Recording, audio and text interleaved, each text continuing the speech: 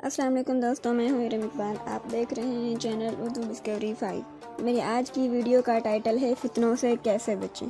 Video start کرنے سے پہلے نئے آنے والے ساتھیوں سے گزارش ہے میرے چینل کو لائک کر دیں، سبسکرائب کر دیں اور ساتھ لگے بیل آئیکن کو پریس کر دیں تاکہ میری ہر آنے والی نئی ویڈیو آپ تک پہنچ سکے۔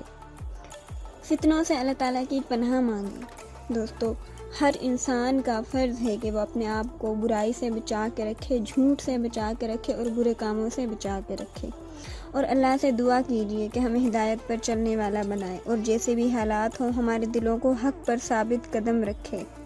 یاد رکھیں، جیسے بھی حالات ہوں ہمارے دل اور معاملات کی اصلاح صرف اور صرف اللہ کے ہاتھ میں ہے، سوا اسی سے مانگے۔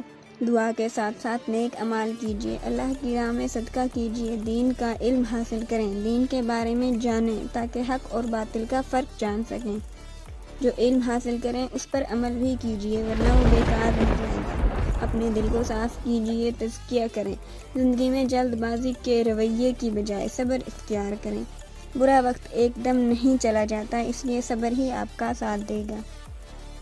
تعصب سے بالکل دور رہیں، قرآن و سنت کو معیار بنائیں، کہیں یہ تعصب برائیوں کی طرف نہ لے جائیں۔